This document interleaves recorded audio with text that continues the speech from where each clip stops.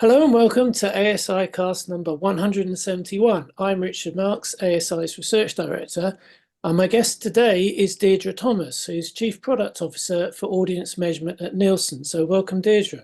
Thank you so much for having me. I'm delighted to be number 171.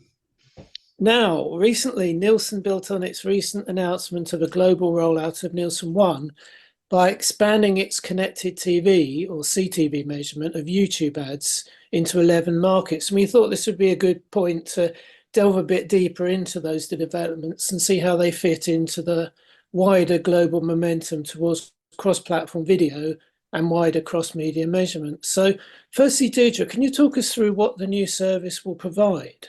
Yeah, absolutely. We're delighted to be a measurement partner of Google's and have been for a very long time globally.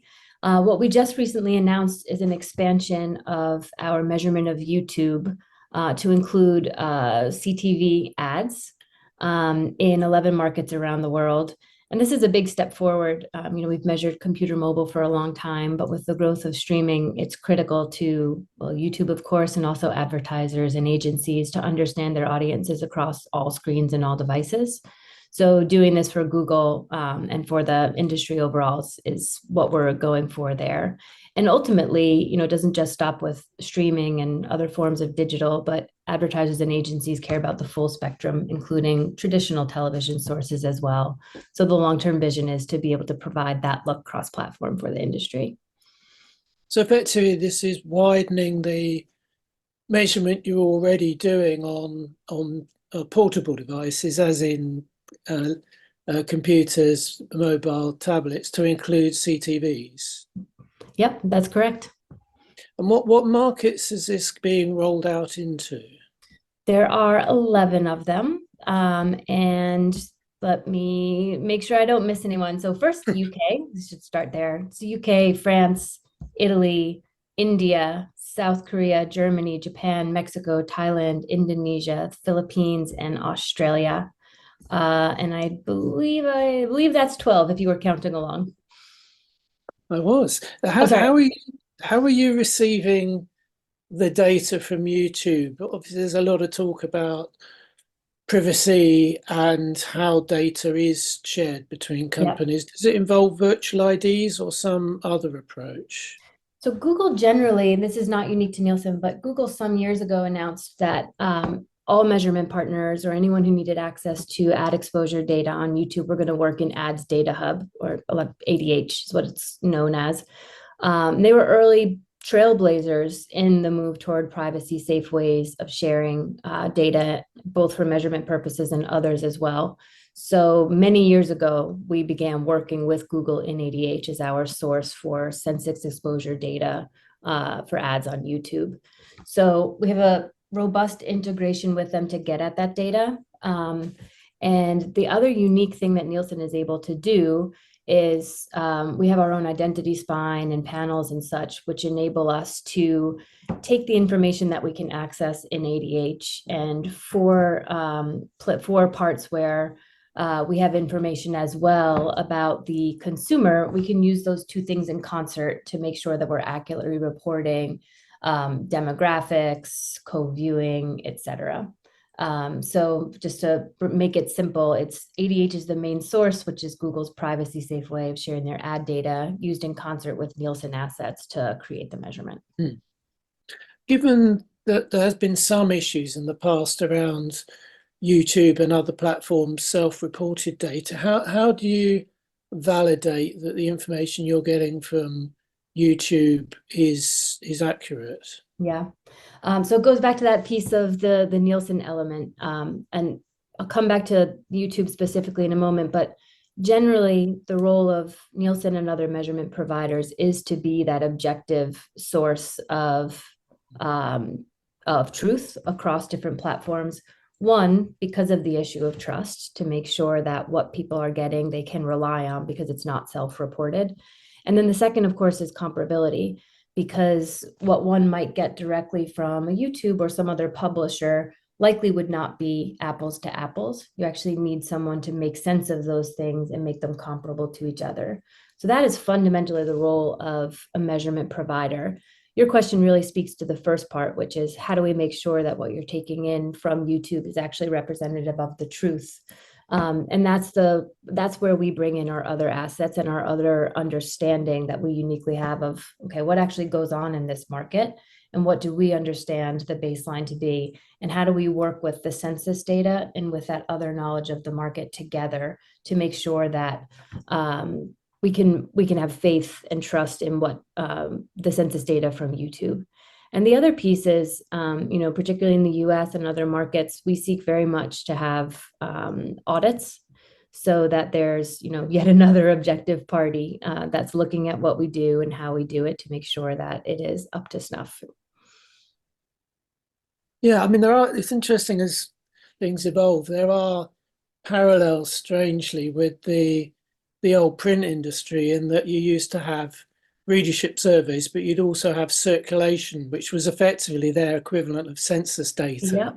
And that needed to be verified for use as well, but then will be an input into calculating things like readers per copy when compared with the audience data. So it's interesting that this isn't necessarily, it's a brave new world, but it does follow sometimes the way in which we used to do things back in the days of audited Bureau of Circulation in the UK and things I like I that. I love that analogy. The more things change, the more they stay the same. And I think you're hitting on two things that are true today. There's census data in concert with some sort of panel or some sort of other understanding that you can use together to create accurate measurement. And then the other is that need for measurement, right? Like you have to actually validate that big data in some way to tie it back to reality. So it's funny, we can think about print as antiquated, but the principles are still the same in the media industry. Yeah, you need the person's data to make sense of the census data, Yep. absolutely. Yep. You plan to include obviously mobile, computer, and CTV TV data. What plans are there to include other linear TV data? Because presumably that would be a big objective for users to compare how YouTube is adding to their linear TV campaigns. Yeah, absolutely. So it depends a little bit by market because, and the reason we're starting with three screen, computer, mobile, CTV, is that's really within Google and Nielsen's partnership control because we have those data elements and create that. The linear piece varies by market because of the different JIC structure and who's providing linear measurement in a given market. So to take that second step and bring in the linear piece will vary and depend on the relationship and the partnership we're able to provide with another company or a JIC, if those are the ones driving the linear measurement in that market. Or in some cases, if Nielsen is the linear provider, of course, that is more directly in our control and we can take that step. It's unique in international markets. It's not something that we have in the US where we started with this with Google because Nielsen is the provider for linear in the television. So it really depends on what the nature of linear measurement provision is in each one. Yeah, I mean, international measurement has always been an interesting mix of own services, JICs and MOCs and various ways of organizing and accessing the data. What timeline are you looking at for? I think some of this is actually launching later this year, isn't it? Yeah, we're launching. UK will be our first market, and we're rolling out from there. And we're doing it as quickly as we can. There's a real need for this, and we are proud and delighted to be YouTube's partner for it. So we're going as quickly as we can, and as you said, it starts imminently. How does this fit into the wider Nielsen One Ads initiative? I guess it might be worth reminding our listeners what Nielsen One is, because it tends to crop up primarily with a US focus, but it is very much an international product, isn't it? What's the end game for Nielsen One? Yeah, it 100% is a global product suite. And thank you for letting me step back and define it. So when I talk about Nielsen One, I'm talking about our global audience measurement cross-platform product suite. And it's comprised of three core modules or capabilities. One is Nielsen One Ads. And what Nielsen One Ads does is provide deduplicated audience measurement, reach, and frequency across a campaign. That's what we've been talking about so far about what we're enabling with YouTube and CTV. That's a critical use case because publishers need it to help sell ads and demonstrate what it is that they delivered as they're part of the campaign. And agencies and advertisers need that to understand how their campaign performed across the different publishers and how they could better optimize and such. So that's ads. That is global. Nielsen One with computer and mobile, Nielsen One ads with computer and mobile is available globally in all the markets where we provide measurement of computer mobile ads. You access that via our Nielsen One user interface. The second piece is Nielsen One content, which is looking at the content that we actually come for, which is more than the ads, and understanding how that performed across different platforms. So it brings together linear with streaming and other forms of digital to provide a unique audience and impressions for a given piece of content, regardless of where it aired. And we actually blazed the path for that internationally. Very often, Nielsen will start US and go outward to the rest of the world. With Nielsen One content, we launched that first in Denmark and then in Thailand, and we have it in alpha in the United States as well, where a select number of clients are working with it, providing us feedback, and we'll make that generally available a little bit further down the road. And then the third piece is planning. Planning is critical to both the ads ecosystem and the content ecosystem because it allows people to understand the landscape of where people are spending time and what happens if you shift focus from here to there. So there's a planning capability as well, which is fueled by measurements of ads and content and helps people make decisions about where they want to spend their money. So that's Nielsen One overall. It absolutely is global, and the rollout varies a bit depending on the market, but it's 100% our global product audience measurement product suite. Yeah, you mentioned the I think Denmark being the first country, which actually a paper from Denmark won best paper at our conference in November. I should have mentioned that. We were so proud. But we'll put a link to it in the show notes, and people can see the video of the presentation. Excellent. Download the charts to that so they can see how Denmark was the canary in the coal mine, as the expression goes, for the international rollout of Nielsen One. Going even wider than Nielsen One, how does all this fit, do you think, inside the WFA's cross-media North Star, which is initially cross-platform video, but beyond that has aspirations to be effectively all cross-media, and then related to that, the open source Project Halo guidelines that are in place for combining data across platforms and reach and frequency and things like that. How does that fit within that? Is that part of it or an alternative to it, or? It's not part of it, but what I do think is the principles of what both are satisfying is the same need. It's cross-platform, cross-media understanding of audiences. And what Nielsen is doing is pursuing that to satisfy those needs in the ways I've described before with those methodologies.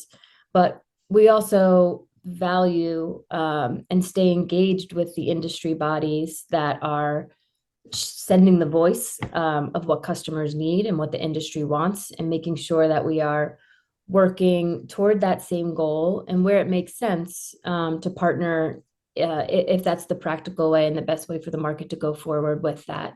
But right now, I would say these are parallel efforts with an openness to see what actually makes sense and what best serves the industry.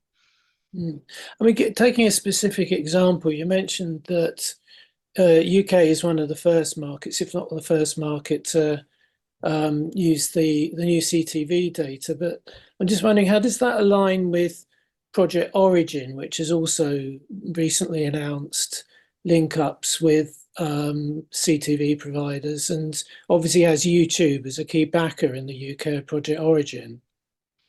Yeah, so with Origin, I think one of the key differentiators is, as my understanding is, Origin intends to not work with Barb for the linear portion of that. And as we're working in the UK, our hope is to partner with Barb to provide 4-screen measurement via Nielsen One. So I think that's one key differentiation.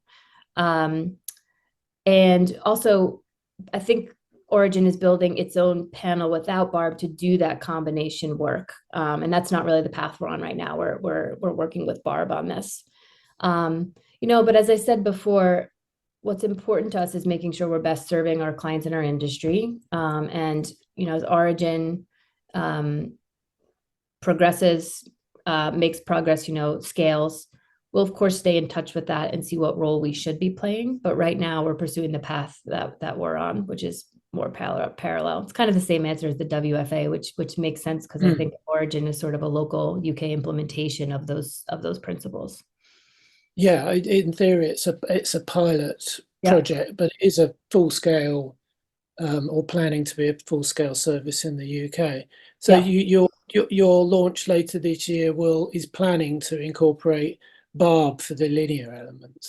Well, when we can get there, yeah. So what we talked about with Google is, 3-screen ultimately bringing into 4-screen. And yes, our vision is for that 4-screen measurement to be via the official currency in any given market, which in the UK is Barb. Well, the timing is quite good because we've got our annual conference in November, which I think people by now know is taking place in Venice, in Italy.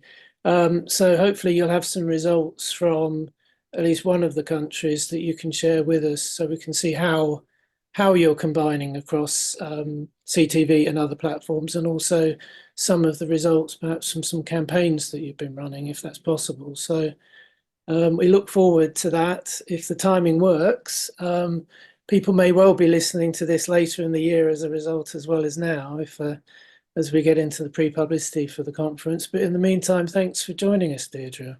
Thank you. And we'd be honored to have the opportunity to share how this is going at that conference. And I know I'm booked up to go and my husband's quite jealous. So I'll look forward to seeing you guys there. Excellent. See you there. Thanks. All right. Thanks so much.